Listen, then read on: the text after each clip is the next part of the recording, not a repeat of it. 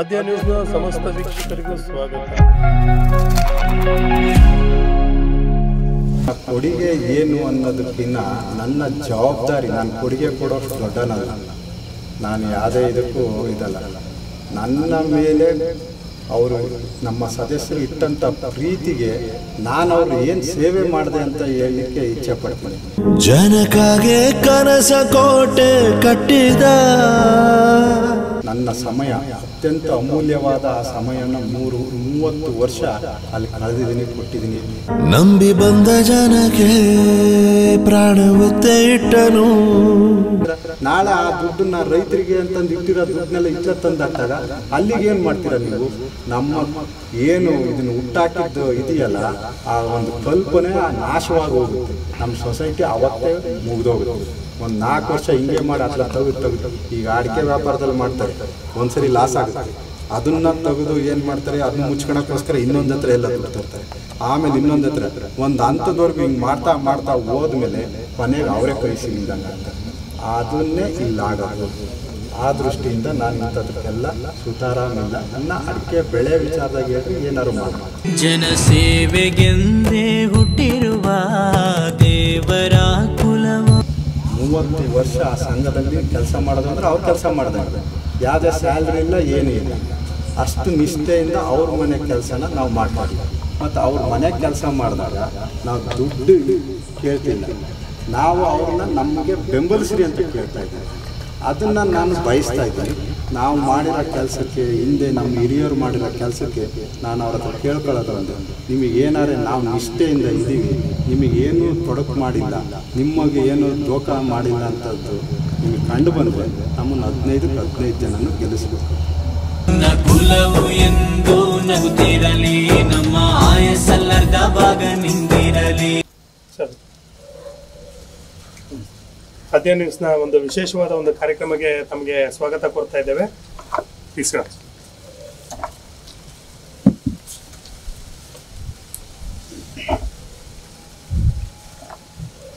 Sir, ಇವತ್ತು ಒಂದು ಚನ್ನಗಿರಿಯ ಒಂದು ಪ್ರತಿಷ್ಠಿತ ಸಂಸ್ಥೆ ಆಗಿರುವಂತಹ ತುಮ್ಕೋಸ್ನ ಒಂದು ಚುನಾವಣೆ ಸಹ ನಡೀತಾ ಇದೆ. ಚುನಾವಣೆಯಲ್ಲಿ ಸಾಕಷ್ಟು ಪೈಪೋಟಿಯಲ್ಲಿ ನಡೀತಾ ಇದೆ ಅಂತ ಕೇಳ್ಕೊಳ್ತಾ ಇದ್ದೀವಿ. ಈ ಒಂದು ಚುನಾವಣೆಯ ಕುರಿತು ಆದ್ಯ ನ್ಯೂಸ್ ಒಂದು ವಿಶೇಷವಾದ ಒಂದು ಸಂದರ್ಶನ ಕಾರ್ಯಕ್ರಮವನ್ನು ಹಮ್ಮಿಕೊಳ್ಳಲಾಗಿದೆ. ಈ ವಿಶೇಷ ಸಂದರ್ಶನ ಕಾರ್ಯಕ್ರಮಕ್ಕೆ ನಮ್ಮ ಚನ್ನಗಿರಿಯ ಪ್ರತಿಷ್ಠಿತ ಸಂಸ್ಥೆಯಾದಂತಹ ತುಮ್ಕೋಸ್ನ ಹಾಲಿ ಅಧ್ಯಕ್ಷರಾಗಿರುವಂತಹ RM ರವಿ ಅವರನ್ನ ಈ ಕಾರ್ಯಕ್ರಮಕ್ಕೆ ನಾವು ಹೃದಯಪೂರ್ವಕವಾಗಿ ಸ್ವಾಗತ ಮಾಡ್ತಾ ಇದ್ದೇವೆ.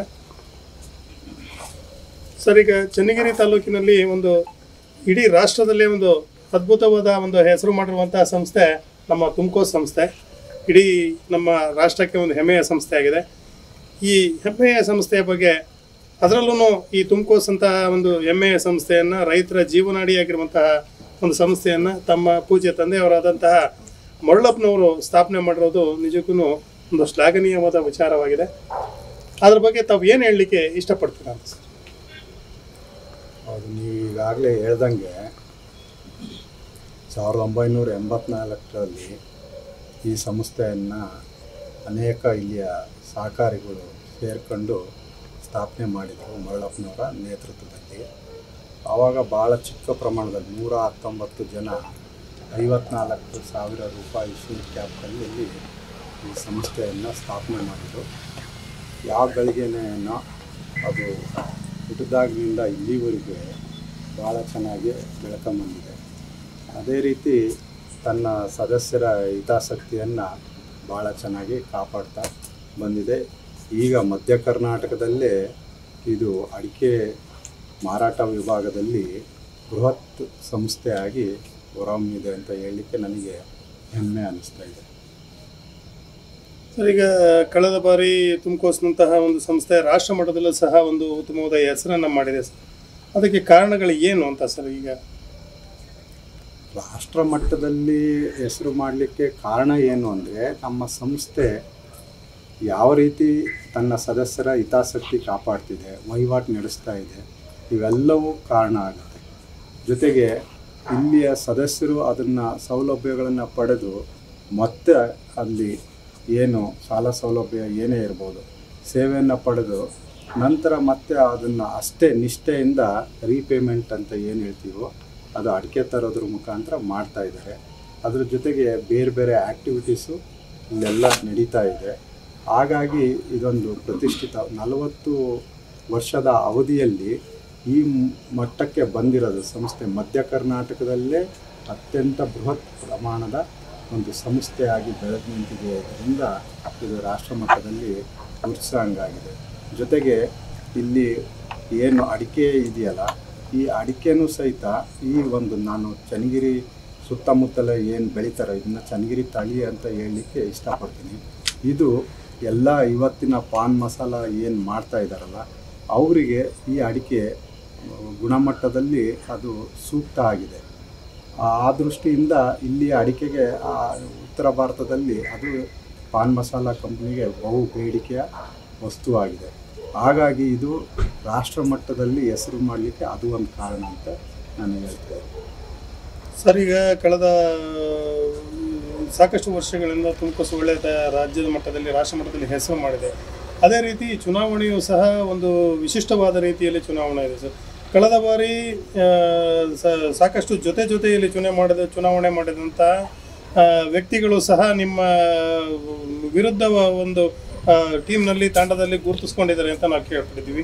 ಸೊ ಈ ಸರಿ ಚುನಾವಣೆ ಹೇಗೆ ಅನ್ನಿಸ್ತಾ ಇದೆ ಸರ್ ತಮಗೆ ಅಂತ ಹೇಳಿ? ನನಗೆ ಚುನಾವಣೆಗಳು ನಡೆದದ್ದು ಪ್ರಜಾಪ್ರಭುತ್ವದಲ್ಲಿ ಸಹಕಾರ ಸಂಘದಿರಲಿ ಬೇರೆ ಬೇರೆ ಇರಲಿ ಸಹಜವಾಗಿ ಚುನಾವಣೆ ಆಗಲೇಬೇಕು. ಅಲ್ಲಿ ರೈತರ ಪ್ರತಿನಿಧಿಗಳು ಸಹಕಾರ ಸಂಘದಲ್ಲಿ ಬರಲೇಬೇಕು, ಇದರಲ್ಲಿ ಏನು ನೋ ಡೌಟು. ಇದು ನಮ್ಮ ಏನು ಕೋಆಪರೇಟಿವ್ ರೂಲ್ ಅಂತ ಹೇಳ್ತೀವಲ್ಲ ಅದರಲ್ಲಿ ಅಡಕವಾಗಿದೆ. 5 ವರ್ಷಕ್ಕೊಮ್ಮೆ ಚುನಾವಣೆ ಖಂಡಿತ ನಡೀತಾ ಇದೆ, ನಡೀಲೇಬೇಕದು. ಅದರ ಜೊತೆಗೆ ಇತ್ತೀಚಿನ ದಿನಗಳಲ್ಲಿ ನೋಡ್ತಾ ಹೋದರೆ ನಾವು ಇವಾಗ ಈ ಚುನಾವಣೆ ಒಮ್ಮೊಮ್ಮೆ ಇದು ಸಹಕಾರ ಸಂಘ ಅಂತ ತುಮಕೂರು ಅಂತ ಸಹಕಾರ ಸಂಘಕ್ಕೆ ನಡೀತಾ ಇದೆಯೋ ಅಥವಾ ಒಂದು MLA MP ಚುನಾವಣೆ ನಡೀತಾ ಇದೆಯೋ. ಯಾಕೆ ಅಂದರೆ ಇಲ್ಲಿಯ ಘೋಷಣೆಗಳು ಎಲ್ಲದನ್ನು ನೋಡಿದರೆ, ನಮ್ಮ ಪ್ರತಿಸ್ಪರ್ಧಿಗಳು ಮಾಡ್ತಾ ಇರೋದು ನೋಡಿದರೆ ನನಗೆ ಆಶ್ಚರ್ಯ ಆಗುತ್ತೆ. ಇದೇನಿದು, ನಾವೇನೇನೋ ಹೈಟೆಕ್ ಆಸ್ಪತ್ರೆ ಮಾಡ್ತೀವಿ, ಹೈಟೆಕ್ ಸ್ಕೂಲ್ ಮಾಡ್ತೀವಿ, ಹೈಪರ್ ಮಾರ್ಕೆಟ್ ಮಾಡ್ತೀವಿ, ಇದು ಯಾವುದು ನಮಗೆ ನಿಜವಾಗ್ಲೂ ಹೇಳಬೇಕು ಅಂದರೆ ಅಡಿಕೆ ಮಾರಾಟ ವಿಭಾಗದಲ್ಲಿ ನಾವು ಈ ಸಂಸ್ಥೆ ಇರೋದು. ಆ ನಿಟ್ಟಲ್ಲಿ ಯೋಚನೆ ಮಾಡಿದಾಗ ನಾವು ಸದಸ್ಯರ ಹಿತಾಸಕ್ತಿನ ಎಲ್ಲ ಕಾಲದಲ್ಲೂ, ಅಂದರೆ ಅದು ಬರಗಾಲ ಇರ್ಬೋದು ಅಥವಾ ಒಳ್ಳೆಯ ಕಾಲದಲ್ಲಿ ಇರ್ಬೋದು, ಎಲ್ಲ ಇದರಲ್ಲೂ ನಾವು ರೈತರ ಹಿತಾಸಕ್ತಿನ ಕಾಪಾಡಬೇಕಾಗುತ್ತೆ.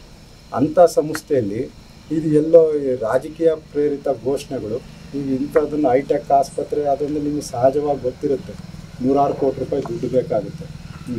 ಅದನ್ನು ಇಲ್ಲಿ ನಾವು ಸಂಘ ಸಂಸ್ಥೆಗೆ ಇದನ್ನು ನಾವು ಅದನ್ನು ಮಾಡ್ತೀವಿ ಇದನ್ನು ಮಾಡ್ತೀವಿ ಅಂತಂದೇಳಿ ನಾವು ಮಾಡಬೇಕಾದ ಕೆಲಸನೇ ಬೇರೆ. ಯಾಕೆಂದರೆ ಅಡಿಕೆ ವಿಚಾರದಲ್ಲಿ ಬಂತು ಅಂದರೆ ನಾವು ಇಲ್ಲಿಯ ಸದಸ್ಯರ ಹಿತಾಸಕ್ತಿ ಕಾಪಾಡಬೇಕು ಅಂದರೆ ನಮ್ಮ ಯೋಚನಾ ಲಾರಿನೇ ಬೇರೆ ಥರ ಇರಬೇಕು. ಅದನ್ನು ಬಿಟ್ಟು ಇದು ಇನ್ನೊಂದು ಮಜಲಿಗೆ ಹೋಗ್ತಾ ಇದೆ ಅಂದರೆ ಇದು ನಾವು ಈಗ ಅನಿಸ್ತಾ ಇದೆ ಇದು ಯಾವುದೋ ಬೇರೆ ಕಡೆ ಹೋಗ್ತಾ ಇದೆ. ಇದರಲ್ಲಿ ಏನೋ ಬೇರೆ ಬೇರೆ ಈಗ ಇಲ್ಲಿ ಏನು ಕಾಂಪೀಟ್ ಮಾಡಬೇಕು ಅಂತಿದ್ದಾರೋ ಅಭ್ಯರ್ಥಿಗಳಾಗಿ ಚುನಾವಣೆ ಸ್ಪರ್ಧೆ ಮಾಡಬೇಕು ಅಂತಿದ್ದಾರೋ ಅವರೆಲ್ಲರ ಇಂಟೆನ್ಷನ್ನೇ ಇಲ್ಲಿ ಬೇರೆ ಥರ ನನಗೆ ಖಂಡಿತ ಕಾಣಿಸ್ತಾ ಇದೆ. ಇದು ನನಗನ್ಸಿದ ಮಟ್ಟಿಗೆ ಸಹಕಾರಿ ಸಂಘದ ಚುನಾವಣೆಯಲ್ಲಿ ಪ್ರಣಾಳಿಕೆಯಲ್ಲಿ ಇದು ಒಳ್ಳೆಯದಲ್ಲ ಅಂತ ನನ್ನ ಅನಿಸಿಕೆ. ಸರ್, ಇತ್ತೀಚಿನ ದಿನಮಾನಗಳಲ್ಲಿ ಖಾಸಗಿ ಒಂದು ಶಿಕ್ಷಣ ಸಂಸ್ಥೆಗಳಾಗಲಿ ಅಥವಾ ಒಂದು ಹೈಟೆಕ್ ಆಸ್ಪತ್ರೆಗಳಾಗಲಿ ಸಾಕಷ್ಟು ಹಣದ ಒಂದು ಆಮಿಷಕ್ಕೆ ತುಂಬ ಇದಾಗ್ತದೆ. ಸಾಕಷ್ಟು ಜನರಿಂದ ಒಂದು ಶಿಕ್ಷಣ ಸಂಸ್ಥೆಯಲ್ಲಿ ಡೊನೇಷನ್ ಹೆಚ್ಚು ಡೊನೇಷನ್ ತಮ್ಗೆ ಏನು ಅನ್ಸುತ್ತೆ ಸರ್? ತುಮಕೂರಿನಿಂದ ಆ ಥರ ಎಲ್ಲ ಮಾಡಿದ್ರೆ ನೀವು ಸಹ ಡೊನೇಷನ್ಗಳನ್ನು ಪಡೀಲೇಬೇಕಾಗತ್ತೆ. ಈಗ ನಿಮಗೆ ಒಂದು ಉದಾಹರಣೆ ಹೇಳ್ತೀನಿ. ನಾವು ರೈತರಿಗೆ ಅನುಕೂಲ ಆಗಲಿ ಅಂತ ಸೂಪರ್ ಮಾರ್ಕೆಟ್ ಮಾಡಿದ್ದೀವಿ, ನೀವು ನೋಡ್ತಾ ಇದ್ದೀರಾ. ಇಲ್ಲಿ ಸೂಪರ್ ಮಾರ್ಕೆಟ್ ಮಾಡೋದ್ರಿಂದ ನಾವು ಗುಣಮಟ್ಟದ್ದು ಮತ್ತು ನಿಖರವಾದ ಬೆಲೆ ಇಡ್ಬೋದು ಹೊರತು ಅದನ್ನು ಏನೋ 100 ರೂಪಾಯಿ ತಂದಿದ್ದನ್ನ ನಾವು 50 ರೂಪಾಯಿ ಮಾರಲಿಕ್ಕೆ ಆಗಲ್ಲ. ಅಕಸ್ಮಾತ್ ಮಾರಿದರೆ ಎಷ್ಟು ದಿವಸ ಅಂತ ಮಾಡೋಕ್ಕಾಗುತ್ತೆ. ಹಾಗಾಗಿ ನಾವು ಆಸ್ಪತ್ರೆ ಮಾಡ್ತೀವಿ, ಸ್ಕೂಲ್ ಮಾಡ್ತೀವಿ ಅಂದರೆ ಅದನ್ನು ಮೇಂಟೈನ್ ಮಾಡಲಿಕ್ಕೆ ನಾವು ಅಲ್ಲಿ ಚಾರ್ಜ್ ಮಾಡಲೇಬೇಕಾಗುತ್ತೆ. ಆ ಚಾರ್ಜಲ್ಲಿ ಬೇರೆ ಪ್ರೈವೇಟ್ನವರು ಡಾಕ್ಟರ್ಸು ಬೇರೆ ಬೇರೆಯವರೆಲ್ಲ ಸೇರಿ, ನಾವಂತೂ ಇಲ್ಲಿ ಡಾಕ್ಟ್ರುಗಳಿಗೆ ಸಹಕಾರಿ ಸಂಘ, ನಾವು ಡಾಕ್ಟರ್ಸನ್ನೆಲ್ಲ ಇಲ್ಲಿ ಹೇರ್ ಮಾಡಬೇಕಾಗುತ್ತೆ. ಅವರಿಗೆ ಸಿಕ್ಕಾಪಟ್ಟೆ ಸ್ಯಾಲ್ರಿ ಕೊಡಬೇಕಾಗುತ್ತೆ. ಇಲ್ಲಾಂದರೆ ಯಾರೂ ಬರೋದಿಲ್ಲ. ಇಲ್ಲಿ ಬರೋದೇ ತಾಲೂಕಾ ಮಟ್ಟಕ್ಕೆ ಕಷ್ಟ. ಎಲ್ಲದನ್ನು ನಾವು ಮೇಂಟೈನ್ ಮಾಡಿ ಅದಕ್ಕೆಲ್ಲ ಇನ್ಫ್ರಾಸ್ಟ್ರಕ್ಚರ್ ಏನು ಮೂಲಸೌಕರ್ಯಗಳನ್ನೆಲ್ಲ ಮಾಡಿ ಕೊನೆಗೆ ಏನು ಖಾಸಗಿ ಆಸ್ಪತ್ರೆಗಿನ್ನ ನಾವೇ ಜಾಸ್ತಿ ದುಡ್ಡು ತಗೊಳ್ಳೋ ಅಂಥ ಪ್ರಮೇಯ ಬಂದರೆ ನಾವು ಮಾಡಿದ್ದೇನು ಉಪಯೋಗ ಆಯಿತು? ಇದು ನನ್ನ ಮೊದಲನೇ ಪ್ರಶ್ನೆ. ಈಗ ಒಂದು ಚನ್ನಮ್ಮಾಜಿ ಸಮುದಾಯ ಭವನ ಅಂತ ನಾವು ಇಂಚೆ ಮಾಡಿದ್ವಿ, ಅದು 2011ರಲ್ಲಿ ಆಯಿತು. ನಮ್ಮ ಕಲ್ಪನೆ ಏನಿತ್ತು ಅವತ್ತು ಅಂದರೆ ಅದು ದೇಣಿಗೆ ರೂಪದಲ್ಲಿ ಅದನ್ನು ದೇಣಿಗೆ ಅಂದರೆ ದುಡ್ಡನ್ನು ತಗೋಬೇಕು, ಅವ್ರಿಗೆ ಮೆಂಬರ್ಶಿಪ್ ಕೊಡಬೇಕು, ಜೊತೆಗೆ ಅವರಿಗೆ ಯಾವುದೇ ರೀತಿಯಿಂದ ಲಾಭ ಮಾಡಿಕೊಡೋಕ್ಕಾಗಲ್ಲ, ಸೇವೆ ರೂಪದಲ್ಲಿ ಅದನ್ನು ಬಳಸ್ಕೋಬೇಕು. ದೊಡ್ಡ ಚೌಟ್ರಿಗೆ 10,000 ರೂಪಾಯಿ ಬಾಡಿಗೆ, ಸಣ್ಣ ಚೌಟ್ರಿಗೆ 5,000 ರೂಪಾಯಿ ಬಾಡಿಗೆ, ಈ ಥರ ಎಲ್ಲ ಕಲ್ಪನೆ ಇಟ್ಕೊಂಡು ಮಾಡಿದ್ವಿ. ಆದರೆ ಏನಾಯಿತು, ಇದನ್ನು ಸರಿಯಾಗಿ ನಮ್ಮನ್ನು ಏನು ಈ ಥರ ಮಾಡೋಣ ಅಂತ ನಮಗೆ ಹೇಳ್ಕೊಂಡು ಬಂದವರು ಆ ರೀತಿ ಮಾಡೋಕ್ಕಾಗಲಿಲ್ಲ. ಅವರ ಯೋಜನೆಗಳು ಏನೇನೋ ಹಾಕ್ಕೊಂಡು ಓವರ್ ಎಸ್ಟಿಮೇಷನ್ ಆಗಿ ಮಿಸ್ಮ್ಯಾನೇಜ್ಮೆಂಟ್ ಆಯಿತು. ಅಲ್ಲಿಂದ ಏನಾಯಿತು, ನಾವೆಲ್ಲರ ಇದರಂಗೂ ಬೇರೆ ಯಾರ ಬಂಡವಾಳಶಾಹಿಗಳು ದುಡ್ಡು ಹಾಕಿ ಕೋಟ್ಯಾನುಗಟ್ಟಲೆ ಬಾಡಿಗೆನ ಲಕ್ಷಾನುಗಟ್ಟಲೆ ಫಿಕ್ಸ್ ಮಾಡ್ದಂಗೆ ಇದು ಒಂದು ಹಂಗೆ ಆಯಿತು. ಚನ್ನಮ್ಮಾಜಿ ಸಮುದಾಯ ಭವನ ನಿಮಗೆ ಗೊತ್ತಿರಲಿ 12 ಕೋಟಿ ರೂಪಾಯಿನ ಈ ಇಲ್ಲಿಯ ರೈತರುಗಳು ಅಲ್ಲಿ ಕೊಟ್ಟಿದ್ದಾರೆ ಅದನ್ನು ಬೆಳೀಲಿ ಅಂತ. ಆದರೂ ನಾವು ಮತ್ತೆ ಯಾರೋ ಬಂಡವಾಳಶಾಹಿಗಳು ಕೋಟಿಗಟ್ಟಲೆ ದುಡ್ಡು ಸುರಿದಿದ್ದಾರಲ್ಲ, ಅದೇ ರೀತಿ ನಾವು ಈಗ ರೈತರಿಂದ ತಗೊಂಡ್ರು ಅವರಿಗೆ ನಾವು ಲಕ್ಷಾಂತರ ರೂಪಾಯಿ, 1,10,000 ರೂಪಾಯಿ ದೊಡ್ಡ ಚೌಟ್ರಿ ಬಾಡಿಗೆ, ಈ ಥರ ಮಾಡಿದರೆ ಏನು ಉಪಯೋಗ ಆಯಿತು? ನಾವು ಅವ್ರಿಗೆ ಏನು ಕೊಡುಗೆ ಕೊಟ್ಟಂಗಾಯಿತು? ನಾಳೆ ಆಸ್ಪತ್ರೆ ಬಿಲ್ಲುಗಳು ಸಹಿತ ಹೈಟೆಕ್ ಆಸ್ಪತ್ರೆ ಅಂತೇಳಿ ಅವರಿಂದ ದುಡ್ಡು ತಗೊಂಡು ಅಥವಾ ಸಂಘದ ದುಡ್ಡೇ ಹಾಕಿ ಮತ್ತು ಅವ್ರಿಗೆ ಲಕ್ಷಾಂತರ ರೂಪಾಯಿ ಫೀಸ್ನ ಮಾಡಲೇಬೇಕಾಗುತ್ತೆ. ಡಾಕ್ಟರ್ಸ್ ಕೊಡ್ತೀವಿ, ಆಪ್ರೇಷನ್ ಥಿಯೇಟ್ರದ್ದು, ಎಕ್ಸ್ರೇ ಯೂನಿಟ್ಗಳು, MRI ಯೂನಿಟ್ಗಳು. ಹೈಟೆಕ್ ಆಸ್ಪತ್ರೆ ಅಂದರೆ ಏನೋ ನೀವು ಸಣ್ಣ ಪುಟ್ಟ ಯಾರನ್ನೋ ಒಂದು 4 ಜನ ಸ್ಪೆಷಲಿಸ್ಟ್ ಕರ್ತೀವಿ, ಬೆಳಗ್ಗೆಯಿಂದ ಸಂಜೆ ತನಕ ನೋಡಿ ವಾಪಸ್ ಕಳಿಸಿದ್ರೆ ಅದು ಹೈಟೆಕ್ ಆಸ್ಪತ್ರೆ ಆಗಲ್ಲ, ಅದರಿಂದ ಉಪಯೋಗನೂ ಆಗಲ್ಲ. ಮತ್ತು ಬೇರೆ ಬೇರೆ ದೊಡ್ಡ ದೊಡ್ಡ ಆಪ್ರೇಷನ್ಸು ಬೇರೆ ಬೇರೆ ಕೆಟಗರಿಯಲ್ಲಿ ಬಂತು ಅಂತಂದಾಗ ಅವ್ರು ಮತ್ತೆ ದೊಡ್ಡ ದೊಡ್ಡ ಬೇರೆ ಬೇರೆ ಆಸ್ಪತ್ರೆಗಳಿಗೆ ಹೋಗ್ತಾರೆ, ಅದು ಆವಾಗ ಹೈಟೆಕ್ ಆಸ್ಪತ್ರೆ ಅನ್ಸ್ಕೊಳ್ಳಲ್ಲ. ಈ ರೀತಿಯಾಗಿ ನಾವು ಮಾಡಿದಾಗ ಅದನ್ನು ಮತ್ತೆ ನಾವು ಬೇರೆ ಬೇರೆಯವರು ಏನು ಚಾರ್ಜ್ ಮಾಡ್ತಾರಲ್ಲ ಅಷ್ಟೇ ದುಡ್ಡು ಚಾರ್ಜ್ ಮಾಡ್ತೀವಿ ಅನ್ನೋದಾದರೆ ಇದು ಏನು ಉಪಯೋಗನೂ ಆಗೋದಿಲ್ಲ. ಆಮೇಲೆ ಈ ಆಸ್ಪತ್ರೆ ಇದು ಎಲ್ಲ ಇದೆಯಲ್ಲ, ಇದು ಅಷ್ಟು ಸುಲಭದ ಮಾತಲ್ಲ. ಇವತ್ತು ಎಷ್ಟೋ ಇದು ನಿಮಗೆ ನೋಡ್ದಂಗೆ ಉದಾಹರಣೆಗೆ ನಮ್ಮ ಇಲ್ಲೇ ಚನ್ನಗಿರಿ ಕೈಮರದ ಹತ್ರ ಬಾಪೂಜಿ ವಿದ್ಯಾಸಂಸ್ಥೆಯವರು ಒಂದು ಆಸ್ಪತ್ರೆ ಮಾಡಿದರು. ಅಲ್ಲಿಗೆ ಅವ್ರ ಹತ್ರ ದುಡ್ಡಿಗೆ ಕೊರತೆ ಇರಲಿಲ್ಲ. ಆಸ್ಪತ್ರೆ ನಿಮಗೆ ನೋಡ್ತೀರಾ 32 ಎಕರೆ ಜಾಗದಲ್ಲಿ ಒಳ್ಳೆ ಬಿಲ್ಡಿಂಗ್ ಕಟ್ಟಿ ಎಲ್ಲ ಆಗಿದೆ, ಎಲ್ಲ ಮಾಡಿದ್ದಾರೆ. ಆದರೆ ಡಾಕ್ಟರ್ಸ್ನ ಕರ್ಕೊಂಬರೋಕ್ಕೆ ಅಂಥ ಶಾಮನೂರು ಶಿವಶಂಕರಪ್ಪನವರು ಬಾಪೂಜಿ ವಿದ್ಯಾಸಂಸ್ಥೆಯವ್ರಿಗೆ ಆಗಲಿಲ್ಲ. ಕೊನೆ ಕೈ ಚೆಲ್ಲಿ ಅದನ್ನು ಲಾಕ್ ಮಾಡಿದ್ದಾರೆ. ಇವಾಗ ಅವ್ರಿಗೇನೋ ದುಡ್ಡಿತ್ತು, ಲಾಕ್ ಆಯಿತು, ಹೆಂಗೆ ಸರಿ. ನಮ್ಮ ಸಂಸ್ಥೆಗಳು ಈ ಥರ ಮಾಡಿ ನಾವು ಮೇಂಟೈನ್ ಮಾಡೋಕ್ಕಾಗದಲ್ಲೇ ಲಾಕ್ ಮಾಡಿದರೆ ನಾವು 60-70 ಕೋಟಿ ದುಡ್ಡನ್ನ ಈ ಕಡೆ ರೈತರಿಗೆ ಕೊಡಬೇಕು, ಸಾಲ ಸೌಲಭ್ಯ ಕೊಡಬೇಕು, ಈ ಥರ ಮಾಡಬೇಕು ಅಂತ ದುಡ್ಡನ್ನ ಎಲ್ಲೋ ತಗೊಂಡೋಗಿ ಹಾಕಿದಾಗ ಅದು ಡೆಡ್ ಆಯಿತು ಅಂದರೆ ನಮ್ಮ ಇಲ್ಲಿ ವಹಿವಾಟಿಗೆ ಧಕ್ಕೆ ಬರುತ್ತೆ. ಆವಾಗ ನಾವೇನು ಮೂಲತಃ ನಾವು ರೈತರಿಗೆ ಏನೇನು ಮಾಡಬೇಕು ಅದನ್ನು ನಾವು ಅವರಿಗೆ ಮಾಡಿಕೊಡ್ಲಿಕ್ಕೆ ಆಗೋದಿಲ್ಲ. ಅಲ್ಲಿ ಹೊಡೆತ ಬಿತ್ತು ಅಂದರೆ ನಾವು ರೈತರ ಹಿತಾಸಕ್ತಿ ಕಾಪಾಡೋದಲ್ಲಿ ಸಂಪೂರ್ಣ ನಿಷ್ಫಲ ಸಿಗುತ್ತೆ, ನಮಗೆ ನಿಷ್ಪ್ರಯೋಜಕ ಆಗುತ್ತೆ.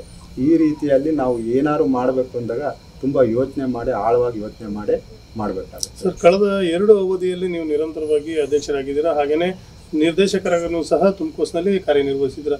ರವಿ ಅವರ ಕೊಡುಗೆ ಏನು ಸರ್ ತುಮಕೂಸಿಗೆ ಅಂತೇಳಿ? ನಾನು ಫಸ್ಟ್ ಬಂದಿದ್ದು ತುಮಕೂಸಿಗೆ ನಮ್ಮ ತಂದೆಯವರು 1993ರಲ್ಲಿ ಮರಣ ಹೊಂದಿದ ಮೇಲೆ 94ರಲ್ಲಿ ಅವ್ರ ಸ್ಥಾನಕ್ಕೆ ಕೋಆಪ್ ಮಾಡ್ಕೊಂಡು ಇಲ್ಲಿಗೆ ಸುಮಾರು 30 ವರ್ಷ ಆಯಿತು. ನಾನು ಕೊಡುಗೆ ಕೊಡೋಷ್ಟು ದೊಡ್ಡನಲ್ಲ, ನಾನು ಯಾವುದೇ ಇದಕ್ಕೂ ಇದಲ್ಲ. ನನ್ನ ಮೇಲೆ ಅವರು ನಮ್ಮ ಸದಸ್ಯರು ಇಟ್ಟಂಥ ಪ್ರೀತಿಗೆ ನಾನು ಅವ್ರು ಏನು ಸೇವೆ ಮಾಡಿದೆ ಅಂತ ಹೇಳಲಿಕ್ಕೆ ಇಚ್ಛೆ ಪಡ್ತೀನಿ. ಫಸ್ಟು ಸಹಕಾರಿ ಸಂಘದಲ್ಲಿ ಅವರು ನನ್ನ ಮೇಲೆ ಇಟ್ಟಂಥ ಭರವಸೆಯಲ್ಲಿ ನಾನು ನನ್ನ ಸಮಯ ಅತ್ಯಂತ ಅಮೂಲ್ಯವಾದ ಆ ಸಮಯವನ್ನು 30 ವರ್ಷ ಅಲ್ಲಿ ಕಳೆದಿದ್ದೀನಿ, ಕೊಟ್ಟಿದ್ದೀನಿ.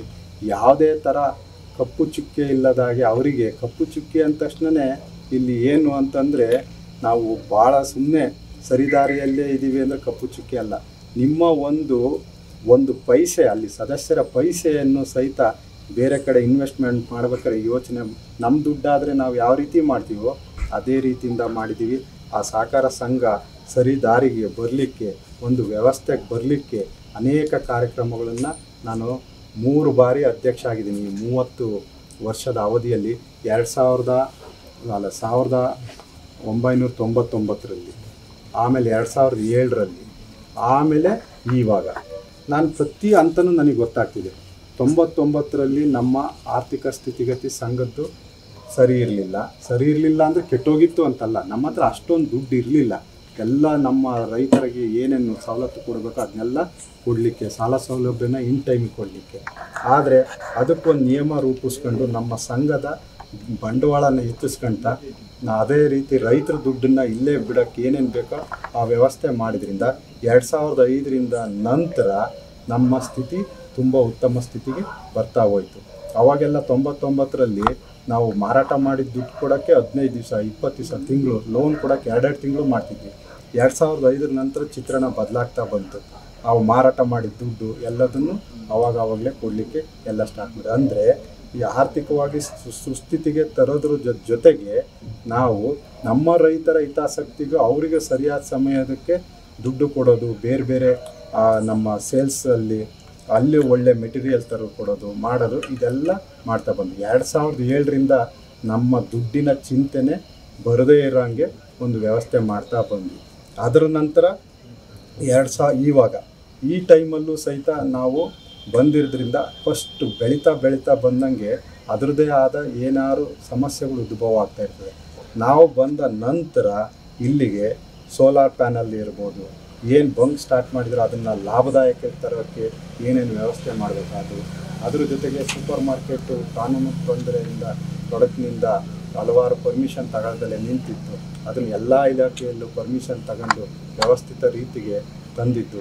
ಇವೆಲ್ಲವೂ ಸಹಿತ 30 ವರ್ಷದ ಅವಧಿಯಲ್ಲಿ ನಾವು ಏಕಾಏಕಿಯಾಗಿ ರಾಕೆಟಲ್ಲಿ ಹೋಗಲಿಲ್ಲ. ನಾವು ಮೆಟ್ಲುಗಳು ಏನು ಹತ್ಕೊಂಬರ್ತೀವಲ್ಲ ಅಷ್ಟೇ ನಿಜವಾಗಿ ಒಂದೊಂದೇ ಕಾರ್ಯಕ್ರಮಗಳನ್ನ ಹಾಕೊಂತ ಹಂಗೆ ಸಂಘದಲ್ಲೂ ಸಹಿತ ಹಲವಾರು ನಿಯಮಗಳನ್ನು ರೂಪಿಸ್ತಾ ಈ ಮಟ್ಟಕ್ಕೆ ಬರಲಿಕ್ಕೆ ಖಂಡಿತ ನಾವು ಶ್ರಮ ಹಾಕಿದ್ದೀವಿ. ಇದಂತೂ ನಿಸ್ಸಂಶಯವಾಗಿ ಹೇಳ್ಬೋದು. ಸರ್, ಈ ಸಹಕಾರಿ ಕ್ಷೇತ್ರದಲ್ಲಿ ಸಾಕಷ್ಟು ಸಂಸ್ಥೆಗಳು ಸಾಕಷ್ಟು ಏಳು ಬೀಳನ್ನು ಕಂಡಿದ್ದಾವೆ. ದೊಡ್ಡ ಸಂಸ್ಥೆಗಳು ಸಹ ಸಾಕಷ್ಟು ಅಧೋಗತಿಗೆ ತಲುಪಿದ್ದಾವೆ. ಸೊ ಅಂಥ ದಿನಗಳಲ್ಲಿ ಸಹಕಾರಿ ಕ್ಷೇತ್ರದಲ್ಲಿ ಯಾವ ರೀತಿ ಒಂದು ಇದನ್ನ ಮಾಡ್ಬೇಕಂತೇಳಿ ಸರ್? ಈಗ ನೋಡಿ, ನಾವು ಏನು ಮಾಡೋದು ಬೇಡ. ಸಹಕಾರಿ ಸಂಘನ ಸಹಕಾರಿ ಸಂಘದ ರೀತಿಯಲ್ಲೇ ನಾವು ನೋಡಬೇಕು. ನಾವಿಲ್ಲಿ ನಮ್ಮತನ ಏನೇನೋ ತೋರಿಸ್ಲಿಕ್ಕೆ ಹೋಗಬಾರ್ದು. ಯಾಕೆಂದರೆ ನಾವು ಅಂದ್ಕೊಳ್ತೀವಿ ನಾವೇ ಪರಿಣಿತರು ಅಂತ ನಾವು ಅಂದ್ಕೊಳ್ತೀವಿ. ಅದಲ್ಲ. ಸಹಕಾರಿ ಕಾಯ್ದೆ ಮಾಡಿರೋರು ಸಹಿತ ಸಾಕಷ್ಟು ಯೋಚನೆ ಮಾಡಿರ್ತಾರೆ. ನಾವು ಯಾವ ಉದ್ದೇಶ, ಈಗ ನಾವು ಒಂದು ಸಹಕಾರ ಸಂಘ ಸ್ಥಾಪನೆ ಮಾಡ್ತೀವಿ ಅಂದರೆ ಒಂದು ಬೈಲಾ ರಚನೆ ಮಾಡ್ತೀವಿ. ಬೈಲಾ ಅಂದರೆ ಏನಪ್ಪ ಅಂದರೆ ನಾವು ಏನೇನು ಕಾರ್ಯಚಟುವಟಿಕೆ ಮಾಡ್ತೀವಿ ಅದೆಲ್ಲದು ಅದರಲ್ಲಿ ಅಡಕ ಆಗಿರುತ್ತೆ. ಅದ್ರ ಪ್ರಕಾರ ನಾವು ಮಾಡ್ತಾ ಹೋದರೆ ಆಮೇಲೆ ಫಸ್ಟ್ ನಾ ಹೇಳೋದು, ಸಹಕಾರಿ ಸಂಘಗಳು ಅಂದರೆ ಇದೊಂಥರ ಸೆಮಿ ಗೌರ್ಮೆಂಟ್ ಇದ್ದಂಗೆ ಅನೇಕ ಕಾನೂನುಗಳು ಇರುತ್ತೆ. ಅವೆಲ್ಲವನ್ನೂ ಚಾಚು ತಪ್ಪದೆ ಪಾಲನೆ ಮಾಡ್ತಾ ಹೋಗಿ ಅದರ ನಿಟ್ಟಲ್ಲಿ ನಾವೇನು ಬೈಲಾ ರಚನೆ ಮಾಡ್ಕೊಂಡಿರ್ತೀವಲ್ಲ ಅದನ್ನೆಲ್ಲದನ್ನು ನಾವು ಫಾಲೋ ಮಾಡ್ಕೊಂಡು ನಾವು ಅಭಿವೃದ್ಧಿ ಕಾರ್ಯಗಳನ್ನು ಹಮ್ಮಿಕೊಳ್ತಾ ಹೋದರೆ ಖಂಡಿತ ಅದು ಒಳ್ಳೆ ದಾರಿಯಲ್ಲಿ ಇರುತ್ತೆ. ಇಲ್ಲ ಅಂದರೆ ನನಗೆ ತಿಳಿದಂಗೆ ನಾನು ಮಾಡ್ತೀನಿ, ನಾನು ಮಾಡಿದ್ದೇ ಇದು, ನನಗೆ ಯಾವುದೋ ರೂಲ್ಸ್ ಅಪ್ಲೈ ಆಗಲ್ಲ, ಅದು ಮುಂದಕ್ಕೆ ನೋಡ್ತೀನಿ ಅಂದರೆ ಖಂಡಿತ ಅನಾಹುತದ್ದು ಕಟ್ಟಿಟ್ಟ ಬುದ್ಧಿ. ಇದನ್ನು ಸ್ಪಷ್ಟವಾಗಿ ಹೇಳಬಲ್ಲೆ. ಸರ್, ಈಗ ಸಹಕಾರಿ ಕ್ಷೇತ್ರದಲ್ಲಿ ರಾಜಕೀಯ ಹಸ್ತಕ್ಷೇಪ ಆಗ್ತಾ ಇದೆ ಅಂತೇಳಿ ಕೆಲವೊಂದು ಮಾತುಗಳು ಕೇಳ್ಬೋದು. ಅದ್ರ ಬಗ್ಗೆ ತಾವೇನು ಹೇಳ್ತೀರಾ ಅಂತ ಸರ್? ಇದೆ, ರಾಜಕೀಯ ಹಸ್ತಕ್ಷೇಪ ಯಾವಾಗಲೂ ಈ ಚುನಾವಣೆ ಟೈಮಲ್ಲಿ ಬರುತ್ತೆ. ನಾವು ಅಲ್ಲಿದ್ದವರು ಹೆಂಗಿರ್ಬೇಕಪ್ಪ ಅಂದರೆ ಕೆಸರಲ್ಲಿರೋಂಥ ಕಮಲದಂಗೆ ಇರಬೇಕು. ಚುನಾವಣೆ ಆಗೋವರೆಗೂ ರಾಜಕೀಯ ನೀವು ಬೇಡ ಅಂದರೆ ಅದು ಹಿಂದೆ ಸಂಸ್ಥಾಪಕರು ಇದ್ದಾಗಲಿಂದಲೂ ಬರೋರು, ಅದನ್ನೆಲ್ಲ ಅವರು ಮೇಂಟೈನ್ ಮಾಡ್ತಾ ಬರೋರು. ಈ ರಾಜಕೀಯ ಎಲ್ಲಿಗೆ ಚುನಾವಣೆ ಟೈಮಲ್ಲಿ ಆಗಬೇಕು, ಅದ್ರ ನಂತರ ಅದನ್ನು ಬೆಳೆಸಬಾರ್ದು. ನಾವು ರಾಜಕೀಯೇತರರಾಗಿರ್ಬೇಕು, ಸಹಕಾರಿಗಳಾಗಿರ್ಬೇಕು. ಸಹಕಾರಿ ತತ್ವ ಏನು ಅಂದರೆ ಫಸ್ಟು ನಾವು ಬೇರೆಯವ್ರಿಗಾದರೆ ಬೇರೆಯವರು ನಮಗೋಸ್ಕರ ಅಂತಂದು, ನಾವೇ ಬೇರೆಯವ್ರಿಗೆ ಆಗ್ದಲೇ ಬೇರೆಯವರೇ ನಮಗೆ ಆಗಬೇಕು, ಆನಂತರ ನಾನು ಬೇರೆಯವ್ರಿಗಾಗಿ ಅನ್ನೋದು ಅದು ಸಹಕಾರಿ ತತ್ವ ಅಲ್ಲ. ಈ ರಾಜಕೀಯ ಕ್ಷೇತ್ರನೇ ಬೇರೆ, ಸಹಕಾರಿ ಕ್ಷೇತ್ರನೇ ಬೇರೆ. ಇಲ್ಲಿ ರಾಜಕೀಯ ಕ್ಷೇತ್ರದಲ್ಲಿ ಬೇರೆ ಅನುದಾನಗಳು ಬರುತ್ತೆ ಸರ್ಕಾರದ್ದು. ಅಲ್ಲಿ ಎಲ್ಲ ಥರ ರೆಡ್ ಟೇಪಿಸಮ್ಮು ಅಂದರೆ ತಾರತಮ್ಯ ಎಲ್ಲ ಇರುತ್ತೆ, ಅಥವಾ ಪಾರ್ಶಿಯಾಲಿಟಿ. ನಾನು ನಿಮಗೆ ಬೇಕು, ನಮ್ಮ ಪಕ್ಷದನ್ನು ನಮಗೆ ಇವ್ರಿಗೆ ಬೇಕು, ನೀವು ಅರ್ಹತೆ ಇದೆಯೋ ಬಿಟ್ಟಿದೋ ಗೊತ್ತಿಲ್ಲ, ಅವ್ರಿಗೆ ನಿಮಗೆ ಸವಲತ್ತು ಕೊಡೋದು, ಇದೆಲ್ಲ ರಾಜಕೀಯ ಕ್ಷೇತ್ರದಲ್ಲಿರುತ್ತೆ. ಸಹಕಾರಿ ಕ್ಷೇತ್ರದಲ್ಲಿ ಇದಿಲ್ಲ. ಇಲ್ಲಿ ಎಲ್ಲರೂ ಸಮಾನರು. ಅವರು ಸಣ್ಣ ಬೆಳೆಗಾರ ಇರ್ಬೋದು, ದೊಡ್ಡವರು ಇರ್ಬೋದು, ಮಧ್ಯಮ ಇರ್ಬೋದು, ಎಲ್ಲರೂ ಒಂದೇ ರೀತಿ, ಎಲ್ಲರಿಗೂ ಸಮಾನ ಅವಕಾಶ ಇರಬೇಕು. ಅದು ಸಹಕಾರಿ ತತ್ವದ ಸಿದ್ಧಾಂತ. ಅದು ಈ ರೀತಿಯಲ್ಲಿ ನಾವು ಮಾಡ್ತಾ ಹೋಗಬೇಕು. ನನಗೆ ಗೊತ್ತು ಎಲೆಕ್ಷನ್ ಟೈಮಲ್ಲಿ ಎಲ್ಲ ಇದು ರಾಜಕೀಯ ಎಂಟ್ರಿ ಆಗುತ್ತೆ, ಅದನ್ನು ಎಷ್ಟಕ್ಕೆ ಬೇಕೋ ಅಷ್ಟಕ್ಕೆ ಬಳಸ್ಕೋಬೇಕು. ಆದರೆ ಇತ್ತೀಚಿನ ದಿನಗಳಲ್ಲಿ ನಮ್ಮ ಆಪೋನೆಂಟಲ್ಲೇ ಕೆಲವರು ಈಗೇನಾಗ್ಬಿಟ್ಟಿದೆ ಅಂದರೆ, ನನ್ನ ದೃಷ್ಟಿಯಲ್ಲಿ ಹೇಳೋದಾದರೆ ನಾವು ಒಂದು ಸಹಕಾರಿ ಕ್ಷೇತ್ರದಲ್ಲಿರ್ಬೇಕು, ಇಲ್ಲ ನೇರ ಹೇಳೋದಾದರೆ ಇಲ್ಲ ರಾಜಕೀಯ ಕ್ಷೇತ್ರದಲ್ಲಿರ್ಬೋದು. ಇಲ್ಲಿವರೆಗೂ ರಾಜಕೀಯ ಕ್ಷೇತ್ರದಲ್ಲಿದ್ದವರು ಅವರ ಬೆಂಬಲಿತರನ್ನ ಅವರು ಬೆಂಬಲಿಸ್ತಿದ್ರು ಹೊರತು ಅವರೇ ಅಭ್ಯರ್ಥಿ ಆಗ್ತಿರ್ಲಿಲ್ಲ. ನಾನು ಇತ್ತೀಚೆಗೆ ನೋಡ್ದಂಗೆ ಕೆಲವರು ಇಲ್ಲಿ ಇತ್ತೀಚೆಗೆ ಅವರು ಸಹಕಾರಿ ಕ್ಷೇತ್ರದಲ್ಲಿದ್ದು ರಾಜಕೀಯ ಕ್ಷೇತ್ರದಲ್ಲಿ ಅಭ್ಯರ್ಥಿಯಾಗಿ ಮತ್ತೆ ಈಗ ಇಲ್ಲೂ ಅಭ್ಯರ್ಥಿ ಆಗುವಂಥದ್ದು ಬಂದಿದೆ. ಅಂದರೆ ಇದು ನೇರ ರಾಜಕಾರಣ. ಮತ್ತೊಬ್ಬರಿಗೆ ಸಿಗುವಂಥ ಅವಕಾಶಗಳನ್ನು ಮತ್ತೊಬ್ಬರಿಗೆ ಸಿಗೋದು ಮಾಡೋದು ಪ್ರಶ್ನೆ ಅಲ್ಲ. ಯಾವ ವ್ಯಕ್ತಿ ನಾನೇ ಈ ಒಂದು ಪಕ್ಷನ ಪ್ರತಿನಿಧಿಸ್ತೀನಿ, ನಾನು ಅಲ್ಲಿ MLA ಕ್ಯಾಂಡಿಡೇಟ್ ಆಗಿ ನಿಂತಿದ್ದೀನಿ ಅಂದಾಗ, ಇಲ್ಲಿಗೆ ಬಂದಾಗ, ಈಗ ಸಹಕಾರಿ ಕ್ಷೇತ್ರ ಬಂದಾಗ ಅಲ್ಲಿ ನನ್ನ ಸ್ವಾಹಿತಾಸಕ್ತಿನೇ ನೋಡ್ಕೊತೀನಿ. ನನ್ನ ಫಾಲೋಯರ್ ಯಾರಿದ್ದಾರೆ, ಈ ಸಂಘನ ನನ್ನ ಕಂಟ್ರೋಲಲ್ಲಿ ಹೆಂಗೆ ಇಟ್ಕೋಬೇಕು, ನನಗೆ ಯಾರು ಇದು ಮಾಡ್ತಾರೋ ಅವರಿಗೆ ಪ್ರಯಾರಿಟಿ ಕೊಡಬೇಕು. ಈ ಥರ ಆಗೋಕ್ಕೆ ಸ್ಟಾರ್ಟ್ ಆಗುತ್ತೆ. ಈ ಥರ ನೇರ ರಾಜಕಾರಣ ಇಲ್ಲಿ ಬರಬಾರ್ದು. ಅಂಥವರು ನಾ ಹೇಳೋದು, ಅದರಲ್ಲೂ ಸಹಿತ ಏನೋ ಗಿರೆಕ್ಟ್ರು ಏನೋ ಅಂತಂದರೆ ಸರಿ, ಏನೋ ಬಿಡೋ ಮಾರ್ಗದರ್ಶಕರಾಗಿ ಡೈರೆಕ್ಟರ್ ಆಗಿರ್ತಾರೆ ಏನನ್ನೋದು. ಅಧಿಕಾರದ ಏನು ಅಧಿಕಾರ ಅನ್ನೋದಕ್ಕಿಂತ ನನ್ನ ಬೇರೆಯವ್ರ ಅಧಿಕಾರ ಅಂತಾರೆ, ನನ್ನ ದೃಷ್ಟಿಯಲ್ಲಿ ಇದು ಅಧಿಕಾರಗಳು ಅಲ್ಲವೇ ಅಲ್ಲ, ಜವಾಬ್ದಾರಿ ಸ್ಥಾನ. ಇವ್ರು ನೇರ ಅಧ್ಯಕ್ಷ ಸ್ಥಾನಕ್ಕೋ ಇನ್ನೊಂದಕ್ಕೋ MLA ಕ್ಯಾಂಡಿಡೇಟಿಗೆ ನಿಂತಂತಾರೋ ಅಥವಾ ಇನ್ನೊಂದಕ್ಕೋ ನಾನು ಅದಕ್ಕೆ ಬರ್ತೀನಿ, ನಾನು ಅದನ್ನು ಮಾಡ್ತೀನಿ ಅಂದರೆ ನೇರ ಪಕ್ಷದ ಅವ್ರು ಯಾವ ಪಕ್ಷದನ್ನು ಪ್ರತಿನಿಧಿಸ್ತಾರೋ ಅಥವಾ ಏನು ಇದು ಮಾಡ್ತಾರೋ ನೇರ ಕಂಟ್ರೋಲಿಗೆ ತಗೊಳ್ಳೋ ಅಂಥದ್ದಾಗುತ್ತೆ. ಈ ಥರ ರಾಜಕೀಯ ವ್ಯವಸ್ಥೆ ಇಲ್ಲಿ ಬರಬಾರದು. ಸರ್, ಈ ಕಳೆದ ಚುನಾವಣೆಯಲ್ಲಿ ತಾವು ಎಷ್ಟು ನಿರ್ದೇಶಕ ಸ್ಥಾನಗಳನ್ನು ಜಯಗಳಿಸಿದ್ರಿ ಅಂತೀವಿ? 2020ರಲ್ಲಿ ಚುನಾವಣೆ ನಡೆದಂಥ ಸಂದರ್ಭದಲ್ಲಿ 15 ಸ್ಥಾನಗಳು ಇತ್ತು. 15ರಲ್ಲಿ ನಾವು 12 ಸ್ಥಾನಗಳನ್ನು ಗೆದ್ದಿದ್ದೀವಿ. ಸೊ ಸರ್, ಈ ನಡೀತಿರುವಂಥ ಚುನಾವಣೆಯಲ್ಲಿ ಸಾಕಷ್ಟು ಪೈಪೋಟಿ ಇದೆ. ಹಾಗೆಯೇ ಕಾಂಗ್ರೆಸ್ ಪಕ್ಷ ಆಗಲಿ ಎಲ್ಲ ನಿಮ್ಮ ಆಪೋಸಿಟ್ ವಿರೋಧ ಪಕ್ಷದವರಿಗೆ ತುಂಬಾ ಸಹಕಾರ ಮಾಡ್ತಾರೆ ಅಂಥೇಳಿ, ಅದ್ರ ಬಗ್ಗೆ ತಾವೇನು ಹೇಳ್ತೀರಾ ಸರ್? ಇಲ್ಲ, ಮಾಡ್ತಾರೆ. ನಾನು ಮೊದಲಿಂದ ಹೇಳಿದ್ನಲ್ಲ, ಎಲ್ಲ ರಾಜಕೀಯ ಪಕ್ಷಗಳಾಗಲಿ ಚುನಾವಣೆ ಆಗೋವರೆಗೂ ಎಂಟ್ರಿ ಆಗೇ ಆಗ್ತಾರೆ ಅಂತ. ಇವಾಗ ನಮ್ಮ ಪ್ರತಿಸ್ಪರ್ಧಿಗಳು ಏನಿದಾರೋ ಅವರು ಒಂದು ಕಡೆ ಒಬ್ಬರು BJP MLA ಕ್ಯಾಂಡಿಡೇಟ್ ಆಗಿದ್ದಂಥದ್ದು, ಇನ್ನೊಂದು ಅವರು ಈಗ ಕಾಂಗ್ರೆಸ್ ಜೊತೆಗೆ ಹೊಂದಾಣಿಕೆ ಮಾಡ್ಕೊಂಡು ಮಾಡ್ತಾ ಇದ್ದಾರೆ. ನನಗೆ ಹೊಂದಾಣಿಕೆ ಮಾಡ್ಕೊಳ್ಳೋದು ಇನ್ನೊಂದು ಮತ್ತೊಂದು ಅನ್ನೋದು, ನಾನು ಸಹಕಾರಿ ಕ್ಷೇತ್ರದಲ್ಲಿ ರಾಜಕೀಯ ಇದನ್ನು ನಾನು ಎಂದೂ ಇದು ಮಾಡಲ್ಲ. ಈಗ ನಮಗೂ ಈಗ ಮಾಡಾಳ್ ಮಲ್ಲಿಕಾರ್ಜುನ್ ಬೇರೆಯವರು ವಿರೂಪಾಕ್ಷಪ್ಪ ಅವರು ಸಪೋರ್ಟ್ ಮಾಡ್ತಿದ್ದಾರೆ. ಆದರೆ ಅದನ್ನು ನಾನು ಅದನ್ನು ಎಲೆಕ್ಷನ್ ವಿಚಾರದಲ್ಲೇ ಸೀಮಿತಗೊಳ್ತೇನೆ. ಹಂಗಂತ ನಾನು BJPನೋ ಇನ್ನೊಂದಕ್ಕೂ ನಾವು ಸೀಮಿತ ಆಗ್ತಿಲ್ಲ, ಅಥವಾ ನಾನು MLA ಯಾವುದೋ ಒಂದು ಇದಕ್ಕೆ ನಾನು ಸ್ಪರ್ಧೆನಿಲ್ಲ, ಆ ಥರ ನನ್ನ ಭಾವನೆಯಲ್ಲೂ ಇಲ್ಲ. ನಾ ಏನಾರು ಹಂಗೆ ಮಾಡಬೇಕು ಅಂದರೆ ಇಲ್ಲಿ ನಿಲ್ಲಿಸ್ಬಿಡ್ತೀನಿ ಇಲ್ಲಿ ಸಹಕಾರಿ ಕ್ಷೇತ್ರದಲ್ಲಿ. ಯಾಕೆಂದರೆ ನಾನಿಲ್ಲಿ ಎಲ್ಲರನ್ನ ಸಮಾನ ಕಾಣಕ್ಕಲ್ಲ, ವೈಯಕ್ತಿಕ ಹಿತಾಸಕ್ತಿ ಆಗುತ್ತೆ. ಆ ದೃಷ್ಟಿಯಿಂದ ಇಲ್ಲಿ ನಮ್ಮಲ್ಲೂ ನಾವು ಇವಾಗ ಸಹಕಾರಿ ಕ್ಷೇತ್ರದಲ್ಲೂ ಸಹಿತ ರಾಜಕೀಯ ಬರೋದ್ರಿಂದಾಗೆ ನಮ್ಮಲ್ಲೂ 2-3 ಜನ ಕಾಂಗ್ರೆಸ್ನ ಏನು ಇವರು ಇರ್ತಾರೆ, ಗುರುತಿಸ್ಕೊಂಡಿದ್ದವರು ಅಂದರೆ ಸಕ್ರಿಯವಾಗಿ ಅವ್ರೇನು ಇಲ್ದಲೇ ಇರ್ಬೋದು, ಅಲ್ಲಿ ನಾಯಕರಾಗಿ ಇಲ್ದಲೇ ಇರ್ಬೋದು, ಕಾಂಗ್ರೆಸ್ ಪಕ್ಷಕ್ಕೆ ಬೆಂಬಲಿಸಿರ್ಬೋದು. ಅಂಥವ್ರು ಸಹಿತ ನಾವು ಇಲ್ಲಿ ಪಕ್ಷಾತೀತವಾಗಿ ಅಂಥವ್ರನ್ನೂ ನಾವು ಇಲ್ಲಿ ಕ್ಯಾಂಡಿಡೇಟ್ ಹಾಕ್ಕೊಂಡು ಮಾಡ್ತಾಯಿದ್ವಿ. ಅವರು ಬೇರೆಯವರು ವಾಲಂಟಿಯರಾಗೆ ಅವರು ಪಕ್ಷದ್ದು ಇನ್ನೊಂದು ಎರಡನ್ನು ಟೈ ಅಪ್ ಮಾಡ್ದಂಗೆ ಮಾಡ್ಕೊಂಡು ಸೀಟ್ ಹಂಚಿಕೆ ಎಲ್ಲದನ್ನು ಮಾಡ್ಕೊಂಡಿದ್ದಾರೆ. ಇರಲಿ, ನಮ್ಮ ಸದಸ್ಯರು ನೋಡ್ತಾ ಇದ್ದಾರೆ, ಅವ್ರು ಏನು ತೀರ್ಮಾನ ಆಗುತ್ತೆ ಅದಾಗುತ್ತೆ. ಸರ್, ರವಿ ಅವರು ಅಧ್ಯಕ್ಷ ಸ್ಥಾನದಲ್ಲಿ ಇದ್ದಂಥ ಸಂದರ್ಭದಲ್ಲಿ ಎಲ್ಲ ಸಂದರ್ಭದಲ್ಲಿ ನೇರ ಮತ್ತು ನಿಷ್ಠುರವಾದಿ ಅಂತೇಳಿ ಹೇಳ್ತಾರೆ. ಸೊ ಆ ಮತ ಬರುವಂಥ ಸಂದರ್ಭದಲ್ಲಿ ಏನೋ ಪರಿಣಾಮ ಬೀರುತ್ತಾ ಅಂತ? ನಾನು 30 ವರ್ಷದಿಂದ ಇದೇ ರೀತಿ ಬಂದಿರೋದು, ಅದೇ ನನ್ನ ಐಡೆಂಟಿಟಿ. ಈ ರವಿ ಅಂದರೆ ಏನಪ್ಪ ಅಂದರೆ, ನೀವು ನೇರ ನಿಷ್ಠುರವಾಗಿರೋನು, ಯಾವುದೇ ಕಾರಣಕ್ಕೂ ಇಲ್ಲಿ ರಾಜಕೀಯ ಹಸ್ತಕ್ಷೇಪ ಮಾಡೋದಿಲ್ಲ, ಜೊತೆಗೆ ತಾರತಮ್ಯ ಮಾಡೋದಿಲ್ಲ. ಆದರೆ ಅವನ ಬಳಗದಲ್ಲೇ ಯಾರು ತಪ್ಪು ಮಾಡಿದರೂ ಸಹಿತ ಏನೇ ಮಾಡಿದ್ರು ನಿಷ್ಠುರವಾಗಿ ಹೇಳ್ತಾನೆ. ಇದೇ ನನ್ನ ಐಡೆಂಟಿಟಿ, ಇದನ್ನೇ ನಾನು ಗುರುತಿಸಿದ್ದಾರೆ. ನಾನು ಯಾಕೆ ಮತ್ತೆ ಅದನ್ನೆಲ್ಲ ಬದಲಾವಣೆ ಮಾಡ್ಕೊಳಕ್ಕೆ ಹೋಗೋಣ? 30 ವರ್ಷ ಗುರುತಿಸಿದ್ದಾರೆ, ನೀನು ಹಿಂಗೆ ಇರಬೇಕು ಅಂತಂದು ಹೇಳಿದ್ದಾರೆ, ನಾನು ಹಂಗೇ ಇದ್ದೀನಿ. ಅದರಲ್ಲಿ ಅದು ನನಗೆ ಇದು ಅವ್ರು ಹೇಳ್ಕೊಟ್ಟಿದ್ದೆ ಆ ಥರ, ನಾನು ಇರೋದು ಅದೇ ಥರನೇ. ಮತ್ತೆ ನಾನು ಏನೇನೋ ಸುಮ್ಮನೆ ಯಾವುದಕ್ಕೆ ಅದನ್ನ ಒಪ್ಕೊಂಡಿರೋದ್ರಿಂದ ತಾನೇ ನನಗೆ 30 ವರ್ಷ ಇಲ್ಲಿರೋಕ್ಕೆ ಅವಕಾಶ ಮಾಡಿಕೊಟ್ಟಿರೋದು. ಮತ್ತೆ ಯಾಕೆ ನಾನು ಚೇಂಜ್ ಮಾಡಬೇಕು? ಸರ್, ಈಗ ಮುಂದಿನ ದಿನಗಳಲ್ಲಿ ನಿಮ್ಮದು ಮ್ಯಾನಿಫೆಸ್ಟೋ ಏನಿದೆ ಸರ್? ನೀವು ಯಾವ ಥರ ಪ್ರೋಗ್ರಾಮ್ಗಳನ್ನು ಮಾಡಬೇಕಂತ ಇದ್ದೀರಾ ಮುಂದಿನ ದಿನಗಳಲ್ಲಿ? 100ಕ್ಕೆ 100 ಹೇಳ್ತಾ ಇದ್ದೀನಿ. ನಾವು ಯಾವುದೇ ಕಾರಣಕ್ಕೂ ಇದೊಂದು ಏನು ನಮ್ಮ ಸಂಘದ ಹೆಸರೇನ್ರಿ, ತೋಟ ಉತ್ಪನ್ನಗಳ ಮಾರಾಟ ಸಹಕಾರ ಸಂಘ. ಈ ತೋಟ ಉತ್ಪನ್ನಗಳಲ್ಲಿ ಅಡಿಕೆನೂ ಒಂದು. ಈ ಅಡಿಕೆಯಲ್ಲೇ ನಮ್ಮ ಮೇಜರ್ ಇದನ್ನು ನಡೀತಾ ಇರೋದು. ಇದಕ್ಕೆ ಪೂರಕವಾಗಿರೋಂಥದ್ದನ್ನು ಎಂಥದೇ ಆಗಲಿ ಇದಕ್ಕೆ ಮಾಡಬೇಕಾದ ಕೆಲಸ ಭಾಳ ಇದೆ. ನಾವು ಸಹಕಾರ ಸಂಘದ ಎಲ್ಲರೂ ಸೇರಿಕೊಂಡು ನಾವು ಅಡಿಕೆ ಬೆಲೆ ಸ್ಥಿರತೆ ಬಗ್ಗೆ ಗಮನ ಹರಿಸಬೇಕಾಗಿದೆ. ಕೋರ್ಟಲ್ಲಿ ನಮ್ಮ ಬಗ್ಗೆ ತೀವ್ರತರವಾದ ಲಾಬಿ ನಡೀತಾ ಇದೆ. ಅಡಿಕೆ ಕ್ಯಾನ್ಸರ್ ಕಾರಕ ನಿಮಗೆ ಗೊತ್ತಿದ್ದಂಗೆ ಬರ್ತಾ ಇದೆ. ಅಡಿಕೆ ಆರೋಗ್ಯಕ್ಕೆ ಮಾರಕ ಅಂತಿದೆ. ಅದನ್ನು ನಾವು ಪ್ರತಿರೋಧ ಒಡ್ಡಬೇಕು. ಅದಕ್ಕೆ ಎಲ್ಲ ಸಹಕಾರಿಗಳು ಸೇರಿಕೊಂಡು, ಸಂಸ್ಥೆಗಳು ಸೇರಿಕೊಂಡು ಅದನ್ನು ಸಂಶೋಧನೆ ಮಾಡಿಸ್ಬೇಕು.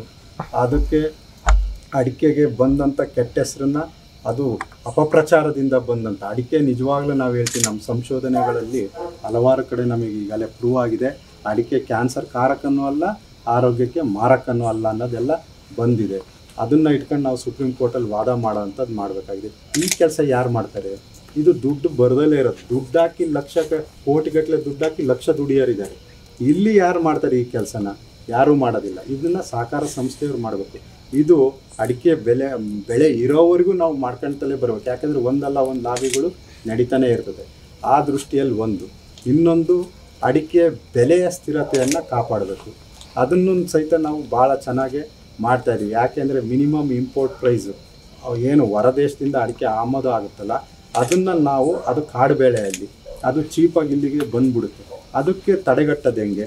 ಅದಕ್ಕೊಂದು ಬರ್ಬೇಕಾದ್ರೆ ಆ ಹೊರಗಿಂದ ಬರೋದಕ್ಕೆ ಅಡಿಕೆ ರೇಟು ಇಷ್ಟು ಮಿನಿಮಮ್ ಇಂಪೋರ್ಟ್ ಪ್ರೈಸ್ ಅಂದರೆ ಕನಿಷ್ಠ ಆಮದು ಬೆಲೆ ಅದಕ್ಕೆ ಫಿಕ್ಸ್ ಆಗ್ಬೇಕು ಅಡಿಕೆಗೆ. ಆವಾಗ ನಮ್ಮದಕ್ಕೆ ಬೆಳೆಯಂಥ ಅಡಿಕೆಗೆ ಒಂದು ಸ್ಥಾನಮಾನ ಸಿಗುತ್ತೆ. ಈಗ ನೋಡಿರಿ 351ಕ್ಕೆ ಅದು ನಿಂತಿದೆ ಮಿನಿಮಮ್ ಇಂಪೋರ್ಟ್ ಪ್ರೈಸು. ಈಗ ನಮ್ಮ ಅಡಿಕೆ 45,000 ರಿಂದ 50,000 ಇದೆ. ಈ ರೀತಿಯಾಗಿ ನಾವೆಲ್ಲ ಮಾಡಬೇಕು. ಮುಂದಿನ ದಿನಗಳಲ್ಲಿ ನಾವು ನಿಶ್ಚಿತವಾಗಿ ಯಾವುದೇ ಹೈಟೆಕ್ ಗೀಟೆಕ್ ಇವೆಲ್ಲ ನನಗೆ ನಂಬಿಕೆನೂ ಇಲ್ಲ. ಇದು ಆಗದೇ ಇರೋಂಥ ಕೆಲಸಗಳು ಇನ್ನು ನಮ್ಮ ದುಡ್ಡು ತಗೊಂಡೋಗಿ ಎಲ್ಲ ಸುರಿದು ಏನೋ ಮಾಡೋ ಅಂಥದ್ದು. ನಾವು ಮುಂದಿನ ದಿನಗಳಲ್ಲಿ ಮಣ್ಣು ಪರೀಕ್ಷೆ ಅಂಥದ್ದಕ್ಕೆ ಒತ್ತು ಕೊಟ್ಟು, ಯಾಕೆಂದರೆ ನಾವು ಇಷ್ಟೆಲ್ಲ ನಿಮಗೆ ಗೊತ್ತಿದೆ 40,000 50,000 ಹೆಕ್ಟೇರ್ಗಳು ಎಲ್ಲ ಆಗ್ತಾನೇ ಇದೆ, ಇನ್ನೂ ವೃದ್ಧಿ ಆಗ್ತಾನೇ ಇದೆ. ಇಲ್ಲಿ ನಾವು ಮಣ್ಣಿನ ಗುಣ ಕಾಪಾಡಬೇಕು. ನಾವೆಲ್ಲರೂ ಏನು ಮಾಡ್ತಾಯಿದ್ವಿ, ರಸಗೊಬ್ಬರ ಅದು ಇದು ಹಾಕೊಂಡು ಮಣ್ಣಿನ ಗುಣಮಟ್ಟನ ಕಳೀತಾಯಿದ್ವಿ. ಹಂಗಂತ ಹಾಕಬೇಕು, ಎಷ್ಟು ಹಾಕ್ಬೇಕು ಅಷ್ಟು. ಅದನ್ನು ಯಾರು ಹೇಳೋದು? ನಾನೇ ಸ್ವತಃ ಲಕ್ಷಾಂತರ ರೂಪಾಯಿ ಕಳೀತಾ ಇದ್ದೀನಿ ಗೊಬ್ಬರಕ್ಕೋಸ್ಕರ. ನನಗೆ ತಿಳಿದಿದ್ದು ಗೊಬ್ಬರ ಹಾಕೋದು ಯಾವುದೋ ಒಂಥರದ್ದು ಎಷ್ಟೋ ಪ್ರಮಾಣದಲ್ಲಿ ಮಣ್ಣು ಪರೀಕ್ಷೆ ಮಾಡಿ ಅದರಲ್ಲಿ ದ್ರವ ರೂಪದ ಗೊಬ್ಬರ ಕೊಟ್ಟರೆ, ಈಗೇನು ಗ್ರ್ಯಾನ್ಯೂಲ್ ರೂಪದಲ್ಲಿ ಚೀಲದಲ್ಲಿ ತಂದು ಹಾಕ್ತೀವಲ್ಲ, ಅದು 50% ಗಿಡ ತಗೊಂಡ್ರೆ ವಾಟರ್ ಸಾಲ್ಯುಬಲ್ ಅಂತ ಏನಿದೆಯಲ್ಲ ಅದು ಹಾಕಿದ್ರೆ 90% ತಗೊಳುತ್ತೆ ಗಿಡ. ಅದನ್ನು ನಮ್ಮ ಜನಗಳಿಗೆ ಫಸ್ಟು ನಾವು ಮಣ್ಣು ಪರೀಕ್ಷೆ ಮಾಡಿ ಅದಕ್ಕೆ ಯಾವ ಗೊಬ್ಬರ ಬೇಡುತ್ತೆ, ಎಷ್ಟು ಕ್ವಾಂಟಿಟಿ ಬೇಡುತ್ತೆ ಒಂದು ಅಡಿಕೆ ಮರ, ಅದಕ್ಕೆ ನಾವು ಹಾಕ್ಬೇಕು. ನಾನು ಈಗಲೇ ಪ್ರಯೋಗನ ನಾವು ಮಾಡ್ತಾಯಿದ್ವಿ. 6 ವರ್ಷ 7 ವರ್ಷ ಆಯಿತು. ವಾಟರ್ ಸಾಲ್ಯುಬಲ್ ಗೊಬ್ಬರ ಹಾಕ್ತಾಯಿದ್ವಿ. ಅದರಲ್ಲಿ 1 ಲಕ್ಷನ ನಾವು ಗ್ರಾನ್ಯೂಲ್ಸ್ ತರೋದಕ್ಕಿಂತ ಇದು ಈ 25,000 ರಿಂದ 30,000 ಮುಗಿದೋಗುತ್ತೆ. ಈ ಥರ ಮನವರಿಕೆ ಮಾಡಬೇಕು. ಇದಕ್ಕೆ ಸೈಂಟಿಫಿಕ್ಕಾಗಿ ನಾನು ಹೇಳಿದ್ರೆ ಕೇಳಲ್ಲ, ವಿಜ್ಞಾನಿಗಳನ್ನೆಲ್ಲ ಕರ್ತಿರ್ಬೇಕು, ಅಲ್ಲಲ್ಲೇ ಸೆಮಿನಾರ್ ಮಾಡಬೇಕು, ಅವರಿಗೆ ನಾವೆಲ್ಲದನ್ನು ಹೇಳ್ಕೊಡ್ಬೇಕು. ಆ ಥರ ಇದ್ದಾಗ ನಂಬ್ತಾರೆ. ಅದನ್ನು ನಾವು ಪ್ರಾತ್ಯಕ್ಷತೆ ಮಾಡಬೇಕು. ಬನ್ನಿ ಈ ಕಡೆ ಹಿಂಗಿದೆ ಅಂತ ನಮ್ಮ ರೈತರಿಗೆಲ್ಲ ನೋಡಿದಾಗ ಆವಾಗ ಅವರು ಈ ನಿಟ್ಟಲ್ಲಿ ಬರ್ತಾರೆ. ಆವಾಗ ಮಣ್ಣಿನ ಗುಣಮಟ್ಟವನ್ನು ರಕ್ಷಣೆ ಮಾಡ್ದಂಗೆ ಆಗುತ್ತೆ. ಜೊತೆಗೆ ನಮ್ಮ ಜೇಬಿಗೆ ನೇರವಾಗಿ ದುಡ್ಡು ಉಳಿಸೋಂಥ ಕೆಲಸ ಆಗುತ್ತೆ. ಇದು ಬೆಳೆಯೋ ವಿಚಾರದಲ್ಲಿ. ಬೆಳೆದ ನಂತರ ನಾವು ಸಂಸ್ಕರಣೆ ಮಾಡೋದ್ರಲ್ಲೂ ಸಾಕಷ್ಟು ನಾವು ಇನ್ನೂ ನಾವು ಹಳೆಯ ಮೆಥಡಲ್ಲೇ ಇದ್ದೀವಿ. ಇದನ್ನು ನಾವು ತಾಂತ್ರಿಕವಾಗಿ ಡೆವಲಪ್ ಮಾಡಬೇಕು. ಇಲ್ಲ ಅಂದರೆ ಲೇಬರು ಬೇರೆದಾಗ ಇದೊಂದು ಶ್ರಮದಾಯಕ. ಇದು ಬೆಳೆ ಬಂದಂಗೆ ಜಾಸ್ತಿ ಆದಂಗೆ ಈ ಕೆಲಸನ ನಾವು ಬರೀ ಲೇಬರಲ್ಲೇ ಮಾಡಿಸ್ಲಿಕ್ಕಾಗಲ್ಲ. ಅದಕ್ಕೆ ತಾಂತ್ರಿಕ ನೆರವು ಕೊಡಬೇಕು. ಇಂಥ ವಿಚಾರಕ್ಕೆಲ್ಲ ನಾವು ಸಂಘನ ನಾವು ಇನ್ವೆಸ್ಟ್ಮೆಂಟ್ ಮಾಡೋಕ್ಕೆ, ಯಾಕೆಂದರೆ ಈ ರೈತರು ದುಡ್ಡು ಇಲ್ಲಿರೋದು. ರೈತರ ಅಭಿವೃದ್ಧಿಗೆ ಅದು ಅಡಿಕೆ ಬೆಳೆ ವಿಚಾರಕ್ಕೆ ನಾವು ಮಾಡಿದರೆ ಖಂಡಿತ ಅವನು ಸಶಕ್ತನಾದ ಅಂದರೆ ಮತ್ತೆ ಇಲ್ಲಿ ವ್ಯವಹಾರಕ್ಕೆ ಬರ್ತಾನೆ, ಮತ್ತೆ ನಮ್ಮ ಸಂಘ ಚೆನ್ನಾಗಿರುತ್ತೆ, ಅವರು ಚೆನ್ನಾಗಿರ್ತಾರೆ.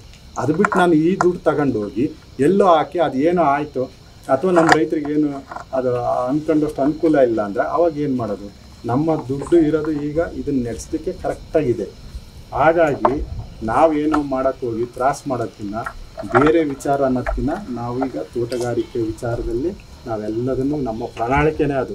ಯಾರೇ ನಿಮಗೆ ಓಟ್ ಹಾಕಲ್ಲಪ್ಪ ನೀವು ಅಂತ ದೊಡ್ಡ ದೊಡ್ಡ ಘೋಷಣೆ ಮಾಡಲಿಲ್ಲ ಅಂದರೆ ಪರವಾಗಿಲ್ಲ, ನಾವೇನೋ ಯಾರ್ದೋ ಇದಕ್ಕೋಸ್ಕರ ಏನೋ ಮಾಡೋ ಅಂಥದ್ದಿಲ್ಲ. ನೋಡ್ರಿ, ಆಸ್ಪತ್ರೆ ಮಾಡೋದು ಇನ್ನೊಂದು ವಿಚಾರನೇ ಅಲ್ಲ. ದುಡ್ಡಿದ್ರೆ ಸೈಟ್ ತಗೊಂಡು ಬಿಲ್ಡಿಂಗ್ ಕಟ್ಟಿ ಎಲ್ಲ ಇನ್ಸ್ಟ್ರೂಮೆಂಟ್ಗಳನ್ನೆಲ್ಲ ತಂದು ಇಡೋದಲ್ಲ, ಅದನ್ನು ಮ್ಯಾನೇಜ್ ಮಾಡಬೇಕಲ್ಲ. ಮ್ಯಾನೇಜ್ ಮಾಡ್ಬೇಕಾದ್ರೆ ನಾವು ಇದನ್ನೆಲ್ಲ ಮಾಡೋಕ್ಕೆ ಸರಿ, ನಾನು ಹೇಳ್ತೀನಿ, ಇದನ್ನೆಲ್ಲ ಮಾಡೋಕ್ಕೆ ಸಂಘದಿಂದ ದುಡ್ಡು ಹಾಕಿದ್ವಿ ಅಂತ ಅನ್ಕೊಳ್ಳಿ.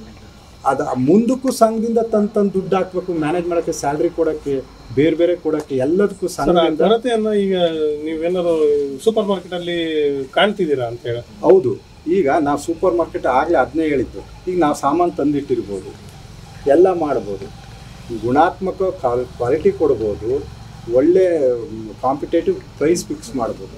ಹಂಗಂತ ನಾವು ಕಡಿಮೆ ರೇಟಿಗೆ ಕೊಡೋಕ್ಕಾಗತ್ತಾ? ಆಗೋದಿಲ್ಲ. ಈ ಕೆಲಸನ ಮತ್ತಾರೋ ಒಬ್ಬ ಮಾಡೋನಿದ್ದಾನೆ, ನಾವು ಅದಕ್ಕೆ ದುಡ್ಡು ಹಾಕೋಂಥ ಪ್ರಮೇಯ ಇಲ್ಲ. ಈ ಕೆಲಸನ 100ಕ್ಕೆ ಹೇಳ್ತೀನಿ, ಡಿ ಮಾರ್ಟು ಬೇರೆ ಬೇರೆ ಎಲ್ಲವೂ ಇದ್ದಾವೆ, ಅವರೆಲ್ಲದು ಮಾಡ್ತಾರೆ. ನಾವು ಆ ಕೆಲಸಕ್ಕೆ ದುಡ್ಡು ಹಾಕೋದು, ಆ ದುಡ್ಡು ಹಾಕಿ ದುಡ್ಡು ಕೊಡೋದು ಒಳ್ಳೆ ಕ್ವಾಲಿಟಿ ಕೊಡೋರು ಇಲ್ಲ ಅಂತ ನಾನು ಹೇಳಲ್ಲ. ನಾವೊಬ್ಬರೇ ಇದು ಬೇರೆಯವರೆಲ್ಲ ಕಳ್ಳರು ಅಂತ ನಾನು ಹೇಳಕ್ಕೆ ಹೋಗಲ್ಲ.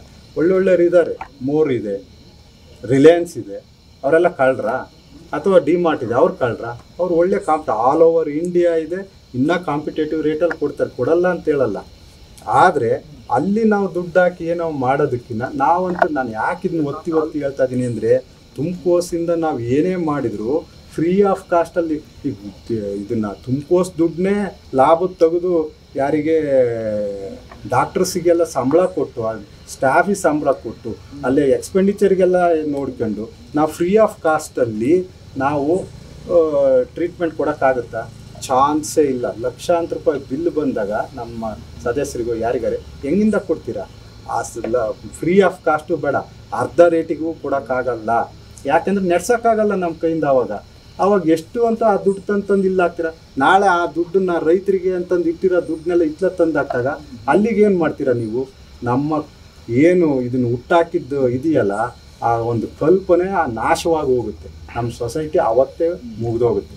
ಒಂದು 4 ವರ್ಷ ಹಿಂಗೆ ಮಾಡಿ ಅತ್ಲ ತೆಗೆದು ಈಗ ಅಡಿಕೆ ವ್ಯಾಪಾರದಲ್ಲಿ ಮಾಡ್ತಾರೆ, ಒಂದ್ಸರಿ ಲಾಸ್ ಆಗುತ್ತೆ, ಅದನ್ನು ತೆಗೆದು ಏನು ಮಾಡ್ತಾರೆ, ಅದನ್ನ ಮುಚ್ಕೊಳಕ್ಕೋಸ್ಕರ ಇನ್ನೊಂದು ಹತ್ರ ಎಲ್ಲ ದುಡ್ಡು ತರ್ತಾರೆ. ಆಮೇಲೆ ಇನ್ನೊಂದು ಹತ್ರ ಒಂದು ಹಂತದವರೆಗೂ ಹಿಂಗೆ ಮಾಡ್ತಾ ಹೋದ್ಮೇಲೆ ಕೊನೆಗೆ ಅವರೇ ಕೈ ಸಿಗಿಲ್ದಂಗೆ ಆಗ್ತಾರೆ. ಅದನ್ನೇ ಇಲ್ಲಾಗೋದು. ಆ ದೃಷ್ಟಿಯಿಂದ ನಾನು ಇಂಥದಕ್ಕೆಲ್ಲ ಸುತಾರಾಮಿಲ್ಲ. ಇನ್ನು ಅಡಿಕೆ ಬೆಳೆ ವಿಚಾರದಾಗ ಹೇಳ್ರಿ ಏನಾದ್ರು ಮಾಡೋಣ. ಇದುವರೆಗೂ ತುಮಕೂರು ಉತ್ತಮವಾದ ವ್ಯಾಪಾರ ವಹಿವಾಟನ್ನು ನಡೆಸ್ಕೊಂತ ಬಂದಿದೆ. ಷೇರು ಬಂಡವಾಳ ಎಷ್ಟಿದೆ ಅಂತ? ನಮ್ಮ ಷೇರು ಬಂಡವಾಳ ಇವಾಗ 12 ಕೋಟಿ ಮೇಲಿದೆ.